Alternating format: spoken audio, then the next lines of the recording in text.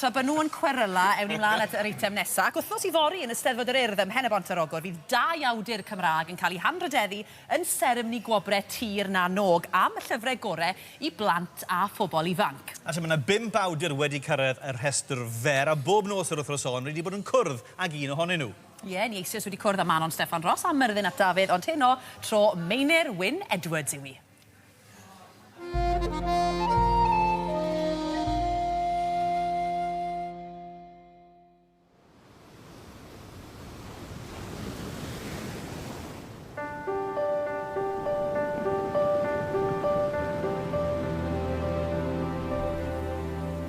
Mae 2017 wedi cael ei chisnodi yn flwyddyn y chwedlau eleni, ac mae mor bwysig bod ni fel oedolion a'r plant hefyd wrth gwrs yn gwybod am ein chwedlau ni.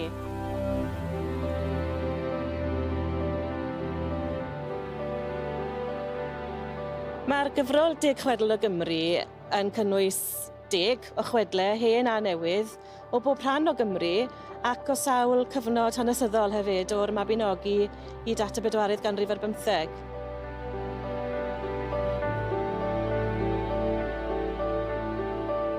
O ddarllen y chwedlau, ni'n dysgu am ein hanes ni a'n diwylliant a'n traddodiadau ni fel Cymru.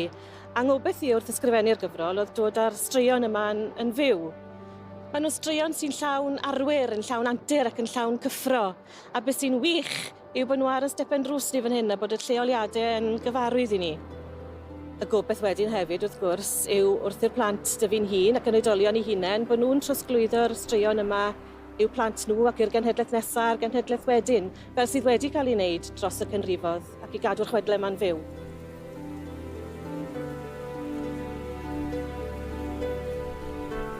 A dyma pawb yn ymgynnull i glywed cyhoeddiad pwysig. Foneddigion, rydyn ni wedi dod yma heddiw ar gyfer gorchwyl bwysig iawn, i ddewis brenin ar bobl Gwynedd. Roedd tensiwn yn yr awyr. Daliodd pawb eu hanadl, ac roedd sgrech y gwylanod a'r gwynt yn sio yn y twyni tywod i'w glywed yn glir.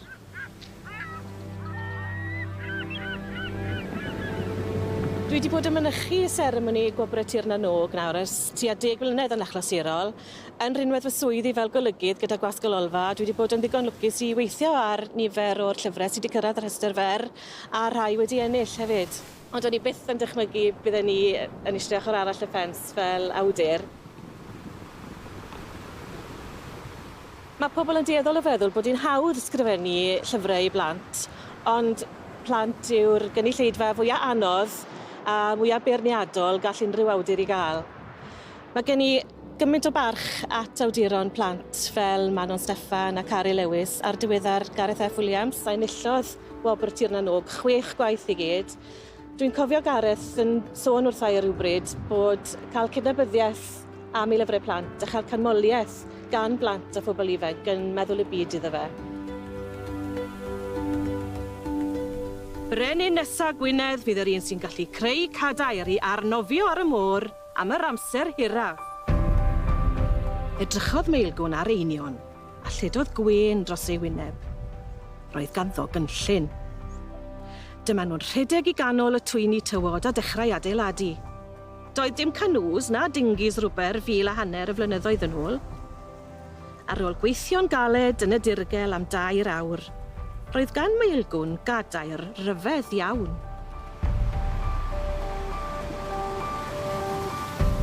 Mae Gwobrau Tir na-nOg mor bwysig, maen nhw'n codi ymwybyddiaeth o'r byd cyhoeddi llyfrau plant yng Nghymru ac yn hybu llyfrau Cymraeg gwreiddiol.